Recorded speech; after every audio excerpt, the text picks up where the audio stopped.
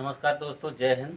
दोस्तों आज हम बात करेंगे कि यूपी पुलिस 49,568 भर्ती के जो सभी सिलेक्टेड कैंडिडेट हैं उनके लिए जो मेडिकल से संबंधित स्पेशल इन्फॉर्मेशन है मैं वो आपको देने वाला हूं। अब चाहे इसमें आपका मेडिकल एक शिफ्ट में हो, 2 में या 3 में या 4 में, सभी के लिए बहुत ही जानकारी खास है, तो वीडियो को लास्ट तक ज़रूर देखते रहें। दोस्तों इसमें हम आपसे आज बात करेंगे कि मेडिकल के लिए क्या पॉजिटिविटी ज़रूरी है और इसके जो मेडिकल में अनफिट होता है अभ्यर्थी वो किस कारणों से हो सकता है। और अनफिट दो तरह से होता है, एक टेम्परेरी एक परमानेंट।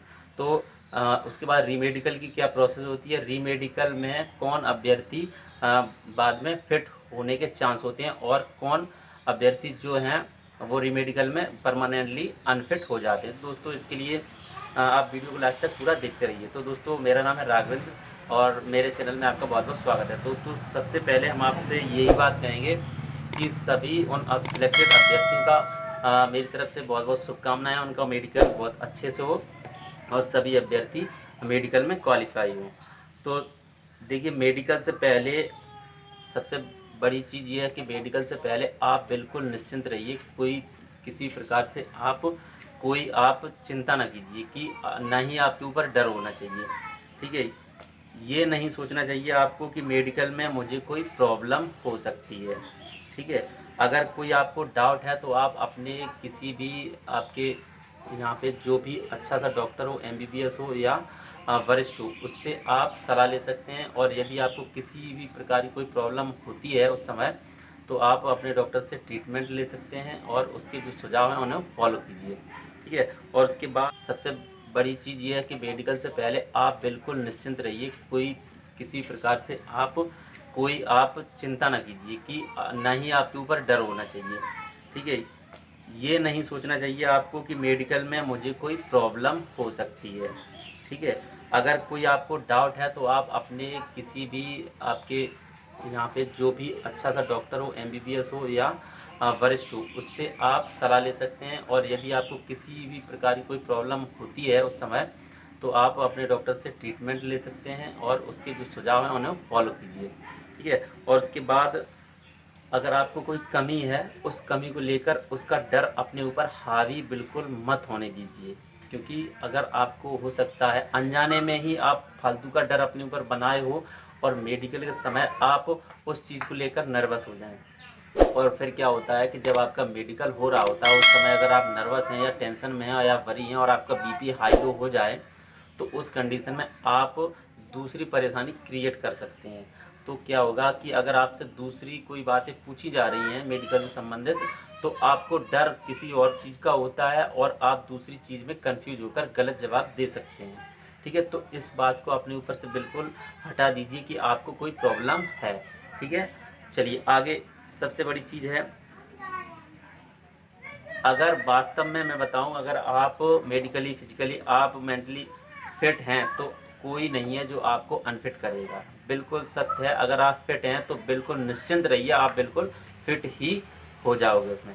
ठीक है, इसके लिए हम आपको बताते हैं अनफिट कौन होता है। मैंने आज 2 पॉइंट इसमें निकाले हैं जो मैंने नोट किए थे, क्योंकि आपको हम बिल्कुल बताएंगे, जिसको लेकर अभ्यर्थी काफ़ी कंफ्यूज होते हैं और इनको कहीं भी यूट्यूब पे अच्छा सा जवाब नहीं मिल पाता है।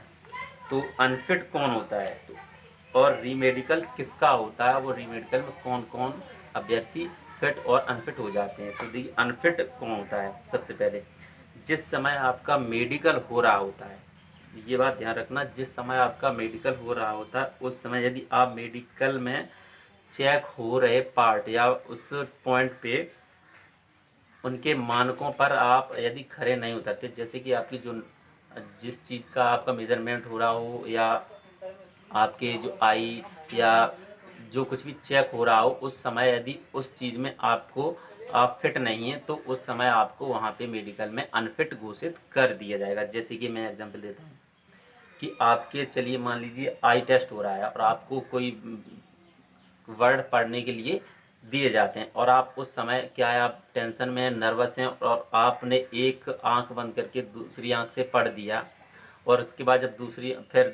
दूसरी आंख से पढ़ेंगे तो वो आंख से आपको धुंधला हुआ नज़र आएगा। तो उस समय आपको वो प्रॉब्लम नहीं है, लेकिन उस समय वो प्रॉब्लम थोड़ी देर के लिए क्रिएट हो जाती है, और अगर आपने वो वर्ड नहीं पढ़ पाए तो आपको वहाँ पे अनफिट कर दिया जाएगा, ठीक है। और यदि जैसे कलर ब्लाइंडनेस है, ब्लाइंडनेस के लिए जो पढ़ाया जाता है, दिखाया जाता है, वहाँ आप कंफ्यूज हो गए और अतिरिक्त अपना दिमाग मत चलाइएगा। जो वास्तविकता है वही वहाँ पे इस्तेमाल कीजिए, जो आपको वास्तव में नज़र आ रहा है, ठीक है। ये मत सोचना कि लोगों ने डराया है तो आप वहाँ पे जाके कंफ्यूज हो जाएं, सोचें कि मैं इसमें इस तरह से इस्तेमाल करूँगा तो ठीक रहेगा। आप अगर ठीक नहीं हैं तो ही उसमें आपको वहाँ पे कुछ प्रॉब्लम हो सकती है, ठीक है। जब आप कोई चीज़ पढ़ रहे हैं, वहाँ आप कहीं से कंफ्यूज हो गए और आपने गलत जवाब दे दिया, तो वहाँ पे आप अनफिट होने के चांस होते हैं।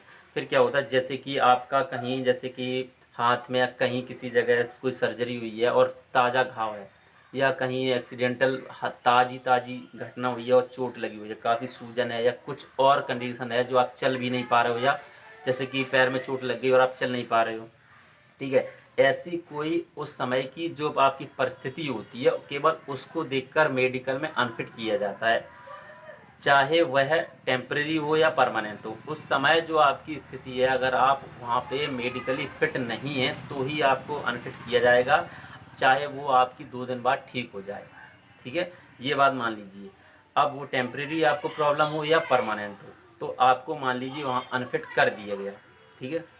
दोस्तों, मैं आपको डरा नहीं रहा हूँ, ये वास्तविकता है वो बता रहा हूँ। अगर आपको वहाँ पे अनफिट कर दिया गया तो क्या होगा, आप उसी समय वहाँ पे जो रीमेडिकल का फॉर्म भरा जाता है, अपील की जाती है, वो आप तुरंत ही भर दीजिए, ठीक है। और उसके बाद आपको एक डेट दी जाएगी, तो उस डेट में आपका रीमेडिकल होगा। अब रीमेडिकल में आप सोच रहे होंगे कि मुझे वहाँ पे अनफिट कर दिया गया तो रीमेडिकल में भी मैं फेल हो जाऊँगा।